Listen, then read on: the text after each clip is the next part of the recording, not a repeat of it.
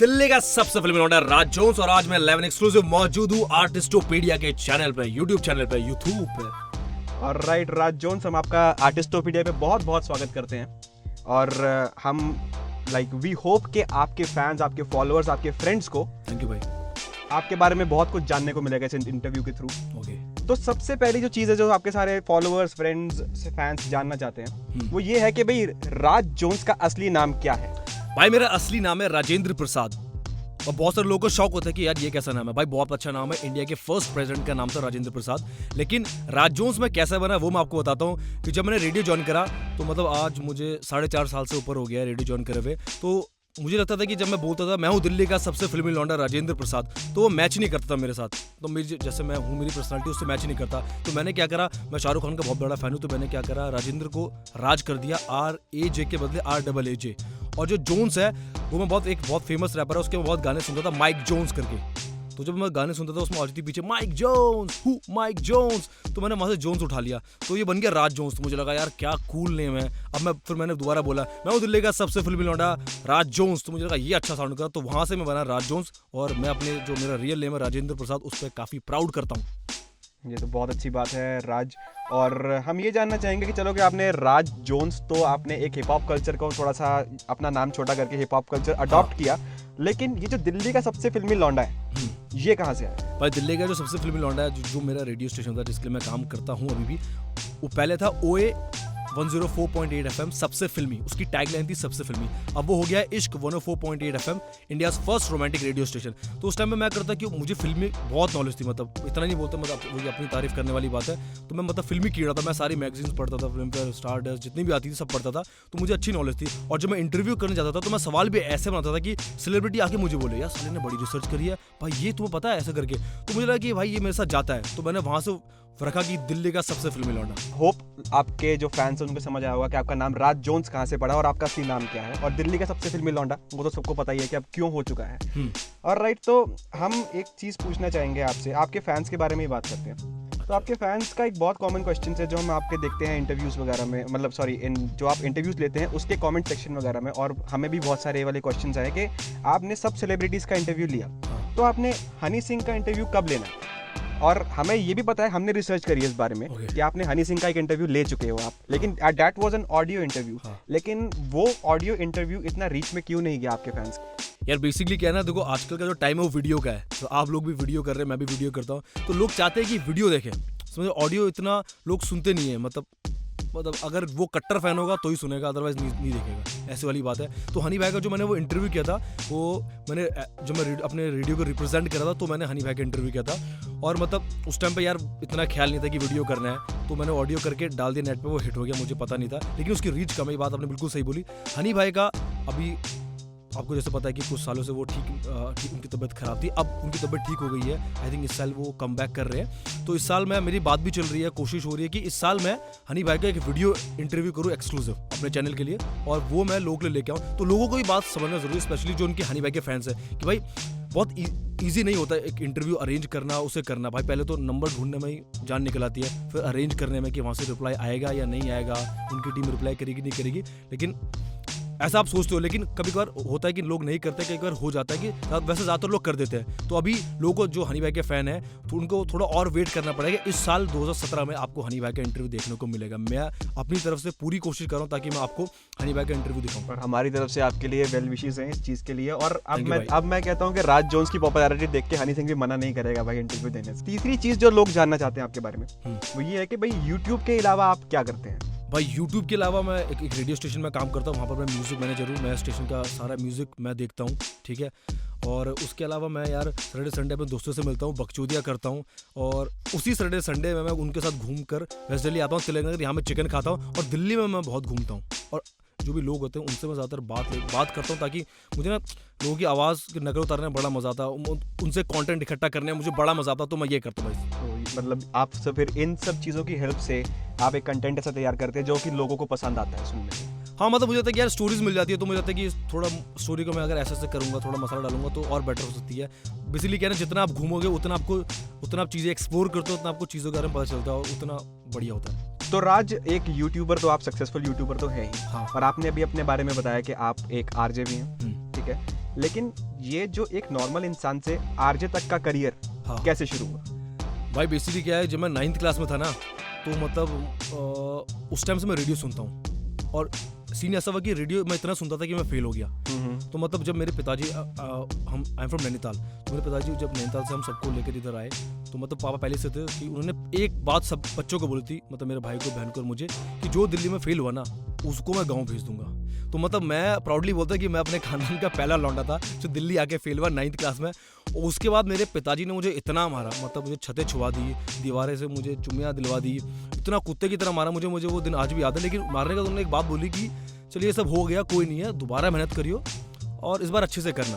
तो ठीक है, मुझे वो बात थोड़ी अच्छी भी लगी। और मैं फेल हुआ था रेडियो के कारण, सही बताऊँ तो मैं रेडियो इतना सुनता था, मतलब मेरे तकिए के नीचे रेडियो सेट रहता था, मैं उसी को ऐसे कान पर लगा के मैं सुनता था, मैं रात को पढ़ता भी नहीं था। उस टाइम में मैं बहुत बड़ा फैन था खुराफाती नितिन का, जो कि रेडियो मिर्ची पाता था, और आरजे साइमा का, और मैं ज़बरदस्त इनका फ़ैन था, मैं पागल था, मतलब दिन रात रेडियो सुनता। तो मैं फेल हो गया रेडियो के चक्कर में। तो फिर वहाँ से मुझे मतलब मन यार मैं साला फेल हुआ हूँ रेडियो के चक्कर में, मुझे इतनी मार पड़ी, अब मैं अपना करियर भी ऐसे बनाऊँगा। तो फिर मैंने जब मैं ग्रेजुएशन कर रहा था उसके टाइम पे मैंने कोर्स भी किया था रेडियो का, ठीक है, और फिर साथ साथ मैंने इंटर्नशिप के लिए अप्लाई करा। तो फिर मैंने कई सालों तक इंटर्नशिप करी, उसके बाद फिर मतलब मैं रेडियो में जाके सेटल हो गया फाइनली।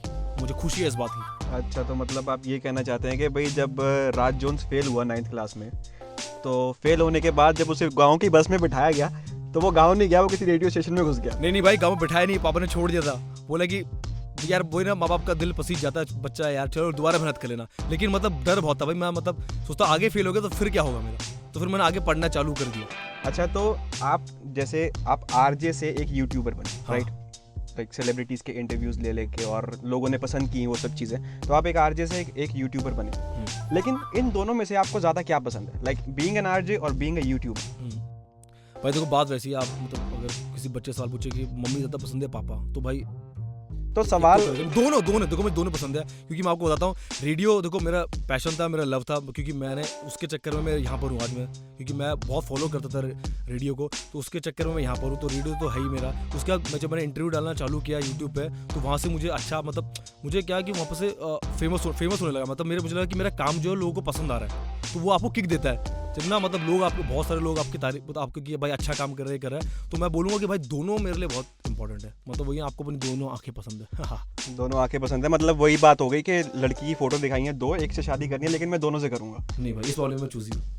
चलो अच्छी बात है, लेकिन फिर भी हमें इस चीज़ का थोड़ा सा डाइसी आंसर मिला है। लेकिन मैं फिर भी जानना चाहूँगा कि मैं ये नहीं कहता कि 100% एक तरफ है, बट 51 और 49 किस तरफ है? भाई मतलब अब मैं आरजे बहुत कम कर रही हूँ, तो अब मैं यूट्यूब बोलूँगा, यूट्यूबर। तो मतलब हम ये समझे कि भाई 51% आपके अंदर यूट्यूबर है और 49% आरजिंग है। यस।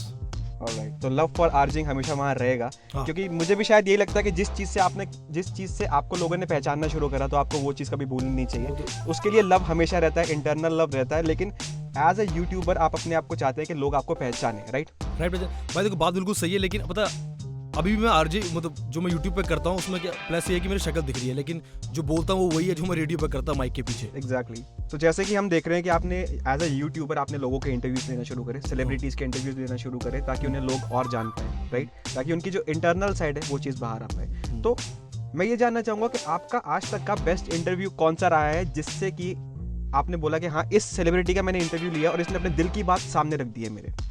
भाई देखो ये बहुत टफ क्वेश्चन है, लेकिन भाई देखो जितने मैंने इंटरव्यू करे ना वो सारे मतलब मेरे फेवरेट है भाई, क्योंकि और मैंने उन आर्टिस्टों को इंटरव्यू करा जो मतलब मेरे फेवरेट है और जो लोगों के भी फेवरेट है। लेकिन जो बेस्ट इंटरव्यू था वो था अमिताभ बच्चन साहब के साथ, 2 बार किया था और मैंने आज तक यूट्यूब पर डाला ही नहीं है वो ऑडियो इंटरव्यू, मैंने कभी नहीं डाला। मुझे इतनी खुशी है इस बात की कि मैंने डाला ही नहीं वो। ऑलराइट, तो वो ऑडियो कभी सुनने को मिलेगा?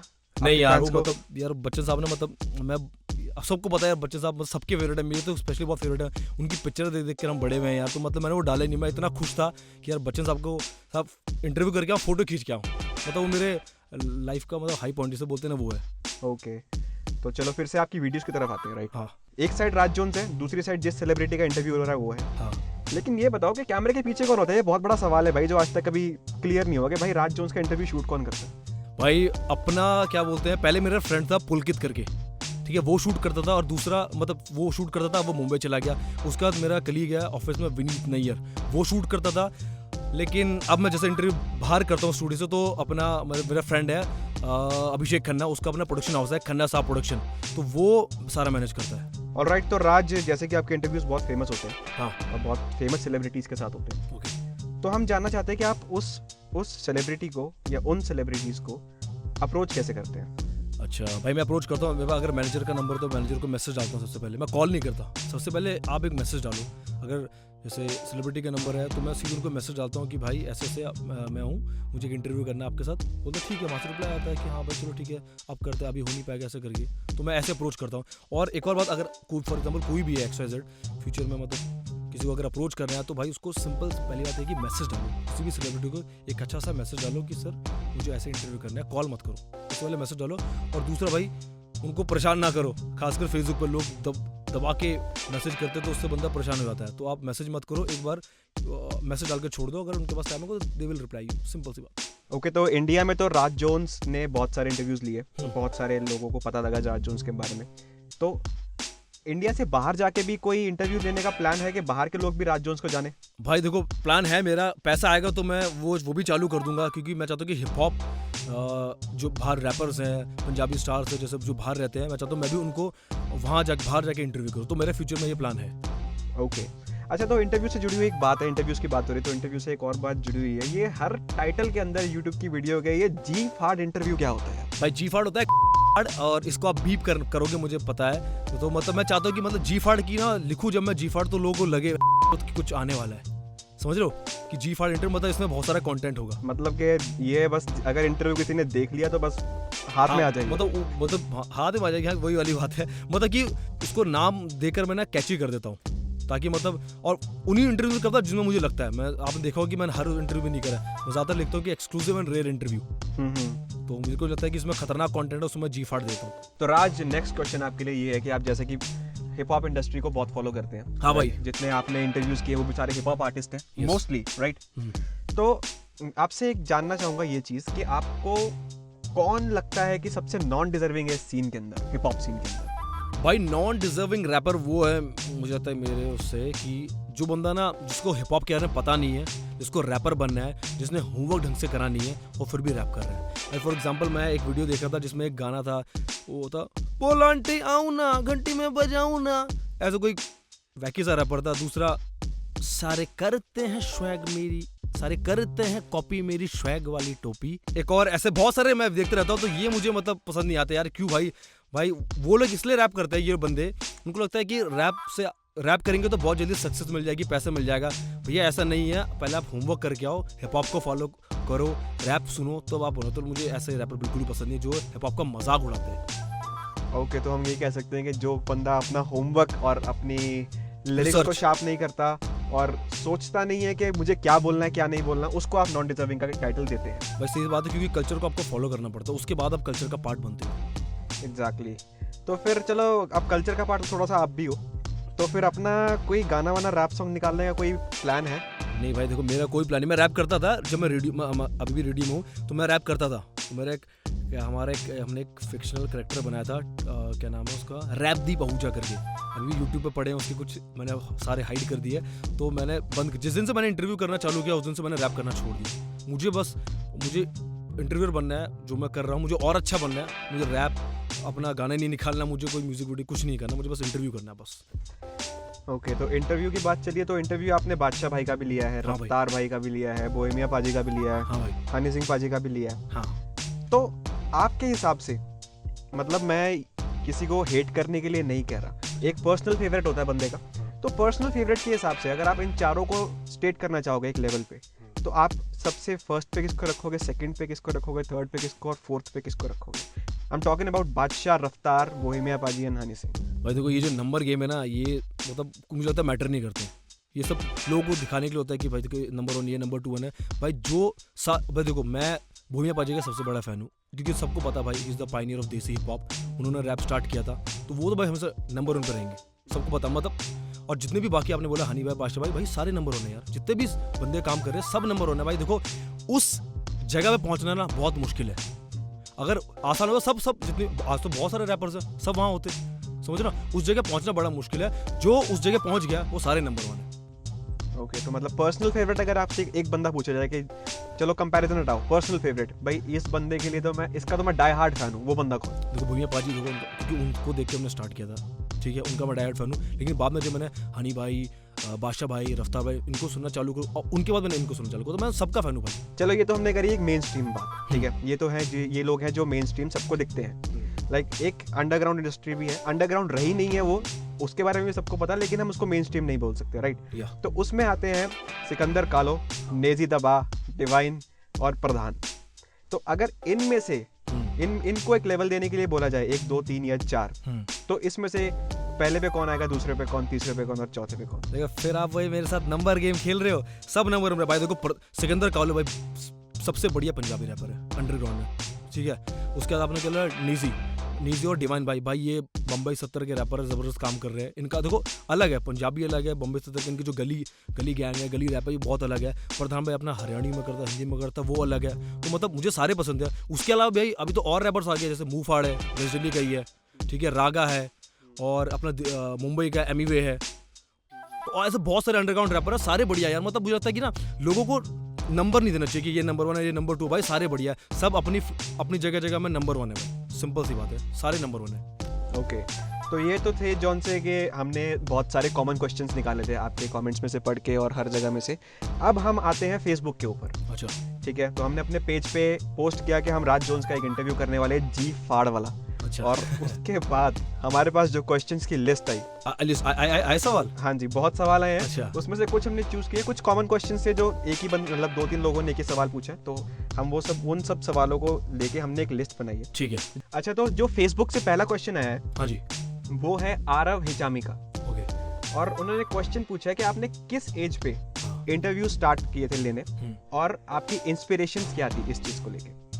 आरो भाई देखो यार, मुझे एज तो याद नहीं, मुझे यहाँ तक याद है कि 22-23 साल की एज होगी जो मैंने इंटरव्यू करना चालू किया था। उस टाइम मैं फन के लिए करता था, मुझे पता नहीं था कि आगे जाके मैं इसे थोड़ा प्रोफेशनल बना लूँगा। तो और उस टाइम में मेरी इंस्पिरेशन यार एक ना बहुत सही आरजे है, सिद्धार्थ कनन। मतलब मैं उससे काफ़ी इंस्पायर था, क्योंकि जब मैं खुद रेडियो का फ़ैन था, जब मैं रेडियो सुनता था तो मैं उसके इंटरव्यू बहुत सुनता था रेडियो पे, तो उससे मैं इंस्पायर हुआ था। बहुत ज़बरदस्त इंटरव्यू करता है। तो भाई आप उनको सुन सकते हो हमारे रेडियो स्टेशन पे। वो सैटरडे को आते हैं 7 से 11 और संडे को आते हैं 5 से 9 सिड के। इंटरव्यू के साथ साथ रेडियो की प्रमोशन भी हो गई है। Thank you. और दूसरा क्वेश्चन जो हमने सेलेक्ट किया है वो है ऋतिक जैन की तरफ से। और इनका एक क्वेश्चन नहीं, इनके 3-4 क्वेश्चन है। अच्छा। एक तो इनका सबसे पहला क्वेश्चन यही है कि आप हनी सिंह का इंटरव्यू कब करोगे। अच्छा। दूसरा है कि आप कभी हैदराबाद आए हो। अच्छा। और तीसरा जो इस इंटरव्यू को और जी फाड़ बनाएगा कि भाई अपनी फेवरेट गाली बताओ। जैसे मैंने पहले बोल दिया कि भाई इस साल मुझे पूरी कोशिश है कि हनी भाई को मैं अपने जो मेरा यूट्यूब चैनल है उसमें उनका इंटरव्यू लेकर आऊँ। ठीक है। दूसरा हैदराबाद भाई मैं आया नहीं हूँ, लेकिन मेरा मन है आने का, क्योंकि मेरे 1-2 फ्रेंड्स वहाँ पर भी हैं, वही मुझे बोलते रहते कि आओ इधर आओ, हैदराबाद बिरयानी खिलाऊंगा या घुमाऊंगा, मस्त जगह। तो भाई इस साल मैं आ जाऊँ शायद। और तीसरा था मेरी फेवरेट गाली कौन सी है। गाली यार पता है आपको ना, मतलब सही बताता हूँ, गाली यार मैं ना मुझे बहुत मतलब अच्छा सवाल नहीं लगा मुझे। गाली कौन सी फेवरेट कौन सी गाली ना, मतलब यार कोई ऐसे देता नहीं जानबूझ के कि मेरी फेवरेट गाली है, वो गुस्से में निकल जाती है। और कभी कभी होता है कि आपकी स्लैंग में होता है, जैसे मेरे स्लैंग में है तो मैं देता नहीं हूँ गाली। ओके, तो जो अगला क्वेश्चन है वो है सौरभ यादव की तरफ से। सौरभ ने पूछा है कि आप दिल्ली के अंडरग्राउंड रैपरों का इंटरव्यू कब करोगे। भाई देखो सौरभ भाई, दिल्ली के जो अंडरग्राउंड रैपर्स हैं उनका इंटरव्यू मैं करूँगा सही टाइम पे, क्योंकि अभी सब ग्रो हो रहे हैं। तो मैं अभी जैसे मान लो फॉर एग्जांपल अभी मुझे बहुत सारे मैसेज आते हैं कि मूफाड़ का इंटरव्यू करो, रागा का इंटरव्यू करो, हरजस का इंटरव्यू करो, ठीक है, और भी बहुत सारे रैपर्स हैं। तो लेकिन भाई मुझे लगता है कि एक ना सही टाइम होता है, सही टाइम पे सही चीज़ करनी चाहिए। तो अभी इस साल पॉसिबल है। तो एक क्वेश्चन जो मुझे अच्छा लगा प्रभात मिश्रा ने पूछा है। उन्होंने ये पूछा है कि जब सबसे इंटरव्यू लेते हो तो उसमें हनी सिंह से रिलेटेड क्वेश्चंस क्यों आता है। जैसा आपने सवाल पूछा ना मुझसे, वैसे मैं भी जब भी किसी भी सेलिब्रिटी का इंटरव्यू करता हूँ, मैं भी अपने पेज पे पूछता हूँ कि अगर आपको इन भाई से किसी का सवाल है तो कमेंट करें। तो सब भाई ज़्यादातर उसमें हनी भाई के सवाल होते हैं, भूमि पाजी के सवाल होते हैं, और क्योंकि मुझे लगता है कि लोग वो कंटेंट सुनना चाहते हैं, इसलिए लोग वहाँ पर कमेंट करते हैं ये सवाल, तो इसलिए मैं वो सवाल पूछता हूँ। और जिन लोगों ने उनके साथ काम किया है तो मैं उनसे ही पूछता हूँ कि कैसा एक्सपीरियंस रहा। तो प्रभात ने ही दूसरा क्वेश्चन पूछा है कि लाइक आपने माफिया मंदिर की पूरी पीएचडी कर ली है। अच्छा, ठीक है, सारे ऑलमोस्ट सारे रैपर्स आपने माफिया मंदिर के कवर कर लिए। तो पूछ रहे हैं कि कोई ऐसा सीक्रेट शेयर करना चाहोगे जो आपको पता हो लेकिन इंटरव्यू में कभी जिक्र ना हुआ हो उसका। यार देखो, जो सारा सीक्रेट था वो सारा मैं अपने इंटरव्यू में बता चुका हूँ, जितनी भी इन्फॉर्मेशन थी। लेकिन एक मुझे मतलब एक हनी भाई की एक मुझे स्टोरी पता है, मतलब जो मुझे लगता है ज़्यादातर लोगों को पता नहीं है। जो हनी भाई का गाना था अशोक मस्ती भाई के साथ, गिलासी ठेके आते नित्य खड़के, तो जो उस गाने का स्टार्टिंग का म्यूजिक है ना, टिंग डी डिंग डी डिंग, जो गिटार पे है, वो हनी भाई ने मुझे बताया था कि वो मतलब वो जो उन्होंने म्यूजिक बजाया था टिंग डी डिंग डी डिंग, वो पता है आपको किसके गिटार से वो म्यूजिक बना है? वो रब्बी शेरगिल जो बहुत फेमस सिंगर है हमारे, उनका गिटार यूज हुआ था। जिस स्टूडियो में हनी भाई म्यूजिक बना रहे थे तो वहाँ वो गिटार रखा हुआ था, और बाद में मतलब उनको ही बाद में पता चला कि वो जो गिटार है वो रब्बी शेरगिल भाई का गिटार है। भाई इंटरव्यू में जितनी बातें मैंने बताई वो सारी क्लियर है, मैं कोई सीक्रेट नहीं रखता और ना सीक्रेट रखता हूँ। No smoking. हाँ। नमन जैन का नेक्स्ट क्वेश्चन है, उन्होंने पूछा है कि भाई आपको रैप का शौक कैसे चढ़ा भाई, और अब बंद क्यों कर दिया आपने रैप सॉन्ग्स करना? भाई मुझे शौक चढ़ा था वही 9th क्लास जब मैं फेल हुआ था, क्योंकि जब मैं क्लास में आता था ना, जिस दिन मेरा पहले दिन था, फेल होने के बाद मेरा मतलब पहले दिन था क्लास में, तो मैं बड़ा सर झुका जाता था, मुझे होता है फेल हो गया, मैंने पाप कर दिया है। तो बात नहीं करता बहुत लोगों से, मैं खास दोस्तों को फेल हो गए मेरे साथ, तो ये मुझे अच्छी बात लगी कि मेरे साथ थे। ये तो मैं क्या उस टाइम पे कहता था कि मैं वर्ल्ड में सुनता था, स्पेशली रेट्रो हो गया, जो काइंड म्यूजिक होता था, लेकिन क्या हुआ कि लोग ना मजाक उड़ाते थे मेरा कि साला हिंदी गाना सुनता है, इंग्लिश गाना सुनता है। तो मैं धीरे धीरे चालू कर दिया इंग्लिश म्यूजिक सुनना। तो मेरे कजन दोस्त ने मुझे एमिनेम के गाने सुनाए, उस टाइम पे चैनल था ITV जिसमें एमिनेम के गाने आते थे, फोन करो और गाना लगाओ। तो एक क्लास में एक और लड़का था जो सुनता था, कृष्णा नाम था उसका, वो सुनता था गाने एमिनेम के, तो मुझे लगा सही गाना, तो फिर मैंने सुनना चालू किया इंग्लिश में, बेड़ा करता इंग्लिश का, तो लिरिक्स निकाल के फिर मैं सुनता था अच्छा ऐसे। तो वहां से मुझे हिप हॉप का शौक चढ़ा। अब छोड़ा इसलिए मैंने क्योंकि जैसे मैंने इंटरव्यू करना चालू किया तो मेरे को लगा कि भाई देखो मैं ये काम ही अच्छा कर रहा हूँ, मुझे रैप छोड़ देना चाहिए, मेरे बस का नहीं है, सिंपल सी बात है। ओके, तो अगला क्वेश्चन जो आ रहा है वो उड़ता उड़ता आ रहा है शक्तिमान की तरफ से। उत्तरी शक्तिमान नहीं, मतलब इनका नाम शक्तिमान। अच्छा तो उन्होंने पूछा है कि भाई थोड़ा सा पर्सनल क्वेश्चन है हाँ, कि आप कौन सा काम करते हो और कितनी अर्निंग होती है? मैं कौन सा काम करता हूँ, कितनी अर्निंग होती है? भाई देखो मैं रेडियो में काम करता हूँ, पिछले 4.5 साल से मुझे ऊपर हो गया है, और अर्निंग मेरी अच्छी है, मतलब करोड़ों में नहीं है लेकिन अच्छी है यार। क्या करोगे मतलब अर्निंग जान के भाई, सबको पता चल जाएगा। ओके, तो नेक्स्ट जो क्वेश्चन है वो क्वेश्चन नहीं है, वो एक बात किसी ने बोली आपको, और ये बोली आपको ज्योति टामता ने। अच्छा हाँ, तो उन्होंने बोला कि भाई राज जोन्स आई लव यू, और तुमसे पूछ रही हैं डू यू लव मी? हाँ आई ऑल्सो लवर, क्योंकि ये मेरी आई थिंक कजन है। सो आई ऑल्सो लवर। तो अगला क्वेश्चन जो आ रहा है वो आ रहा है कॉइन सैंडी की तरफ से। I think he is an inspiring rapper. तो क्वेश्चन है इनका कि सर आप दिल्ली के सबसे फिल्मी लौंडे कैसे बने, एंड योर एजुकेशन क्वालिफिकेशन बताओ भाई, अब तो बताना ही पड़ेगा। देखो भाई फिल्मी बनने के लिए ना कोई क्वालिफिकेशन नहीं चाहिए। अब मैं बचपन में मैंने मतलब अपना बचपन और जवानी इसी वेस्ट मुझे लगता है कि मैंने गेन करा है। लोग बोलते हैं कि वेस्ट करा है फिल्में देखकर, मैंने गेन करा है। मैं बैक टू बैक फिल्में देखता था, ठीक है, और मैं सारी फिल्म मैगजीन पढ़ता था। तो अब जब मैंने और मेरे आसपास जितने भी लोग थे उनको मुझे लगता था कम नॉलेज है फिल्मों की, मुझे लगता था कि ये मेरा USP है। ओके, तो ये है निधि आर्या का नाम सुना लग रहा है। हाँ मेरी बहन है। जी, उन्होंने लिख के भी भेजा है कि hi I am his sister, how much credit does you give to your sister for your success?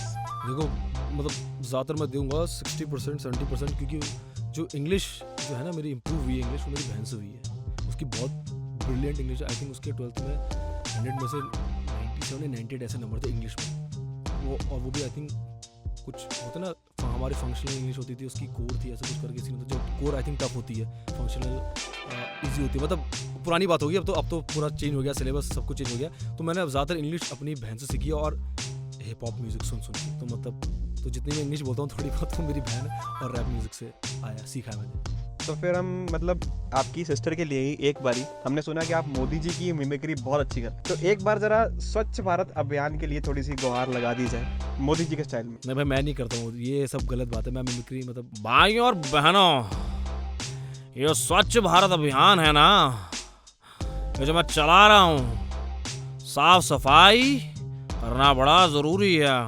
भाइयों। मतलब मैं इतनी अच्छी नहीं करता, मैं ऐसी रैंडम करता हूँ भाई। ओके, तो ये थे सारे फेसबुक के क्वेश्चंस, हाँ ठीक है। तो अब एक क्वेश्चन मैं पर्सनली पूछना चाहता हूँ। हाँ जी पूछो भाई। कि भाई जब पूनम पांडे का इंटरव्यू किया था, हाँ इंटरव्यू कैसा था? ऑसम। और सेल्फ कंट्रोल कैसा था? देखो भाई आप बहुत घटिया इंसान है, बहुत अश्लील सवाल मुझसे पूछ रहे हो। देखो मैं जब इंटरव्यू करता हूँ ना, आपको ये बताता हूँ कि जब मैं इंटरव्यू करता हूँ तो मेरा पूरा ध्यान कंटेंट पे होता है, चाहे सामने कोई भी बैठा हो। और जब मैं लेता हूँ तो भाई मेरा कॉन्फिडेंस मतलब मुझे ऐसा होता है कि अगर मुझे वीक नहीं पड़ना, चाहे कोई भी हो, मुझे बस सवाल पूछना है और मतलब एक अथॉरिटी से पूछना है, मुझे एज अ फैन नहीं पूछना। तो मैं अथॉरिटी से पूछता हूँ। जब मैंने पूनम पांडे का इंटरव्यू किया था तो मुझे बहुत से मजा आया, क्योंकि वो बंदी जो है बहुत इंटेलिजेंट है। तो मतलब मेरे क्वेश्चन बहुत, मैंने भी जानबूझ के थोड़ा टफ और डाइसी से क्वेश्चन आया था, लेकिन जो उसने आंसर दिए वो घुमा फिरा के मतलब वो करके, लेकिन बहुत इंटेलिजेंट, मुझे बहुत अच्छा लगा भाई। सिंपल सी बात है, and she is very intelligent. Okay, so that means that you want to say that she is beauty with brains, right? Yes, you are right. Okay, तो जो लास्ट क्वेश्चन हम अपनी तरफ से पूछना चाहते हैं कि भाई आपने इतने बड़े बड़े लोगों का इंटरव्यू लिया, अच्छा लेकिन आज खुद जब उस फीलिंग में आए हो इंटरव्यू देने की, तो आपको कैसा लग रहा है? भाई वैसे ना मेरे को यार मतलब मुझे बहुत डर लगा, मुझे मतलब मैं देता नहीं इंटरव्यू, मैं जितने भी मतलब मेरे पहले जो इंटरव्यू है सारे रिटर्न हुए किसी ब्लॉग के लिए, किसी वेबसाइट के लिए, तो मैं खुद अवॉइड करता हूँ। तो मतलब जो आर्टिस्टोपीडिया, जो अमन भाई जो देखते हैं, तो उनसे मेरी पहले बात हुई थी, तो उनको मैं प्रॉमिस कर चुका था कि भाई पहला इंटरव्यू दूंगा तो आपको दूंगा। तो 2017 जनवरी का महीना है, नया साल स्टार्ट हुआ है, तो मैं सोचा चलो दे देते हैं। तो मैं ये फिर तो मेरी बहुत फट रही है अभी भी। नहीं, हमने शायद इतने मुश्किल सवाल आपसे पूछे नहीं है, हाँ ये बात भी है। तो लास्ट चीज़ जो हम आपसे पूछना चाहेंगे, हाँ। कि आपके जो फैंस, फॉलोअर्स, फ्रेंड्स, जो भी आपको पसंद करते हैं, आपका कंटेंट पसंद करते हैं, उनको आप क्या कहना चाहोगे? भाई उनको मैं यही कहना चाहूँगा कि मुझे फेसबुक पर लाइक करें, इंस्टाग्राम पे फॉलो करें, ट्विटर पे भी फॉलो करें, और मतलब जो मैं कर रहा हूँ आपके लिए भी कर रहा हूँ, अपने लिए भी कर रहा हूँ। मुझे पता है कि आपको जो मेरा कंटेंट है वो पसंद आ रहा है, जितने भी सेलिब्रिटीज़ हैं जिनके मैंने इंटरव्यू लिया है वो आपकी भी फेवरेट है, और आपको भी उनका कंटेंट देख के अच्छा लगा, तो just support me. Okay, that's nice. और जाते जाते हम एक बारी आपको ये रिक्वेस्ट करेंगे कि जाते जाते अपने सारे फैंस, फ्रेंड्स, हमारे लिए और जो लोग ये वीडियो देख रहे हैं उन सब के लिए एक बार आरजे स्टाइल में आउट्रो। मैं हूं दिल्ली का सबसे फिल्मी लौंडा राज जोन्स, और ये देखा आपने मेरे एक्सक्लूसिव इंटरव्यू आर्टिस्टोपीडिया के यूट्यूब चैनल पे। तो भाई अब देखो, जैसे की बात है कि इंटरव्यू खत्म हो गया, तो अब मेरे को यहाँ से निकलना पड़ेगा, जिससे पहले कि मुझे धक्का मार के निकाले, तो मैं यहाँ से जाता हूँ। और आप, क्योंकि 2017 स्टार्ट हुआ है, तो आप भाई एंजॉय करो लाइफ को, अच्छे काम करो, जो आपने रेजोल्यूशन लिया उस पर काम करो, और मुझे सपोर्ट करो, आर्टिस्टोपीडिया को सपोर्ट करो, और ऐसे ही देखते रहो यार, और क्या चाहिए। बाय।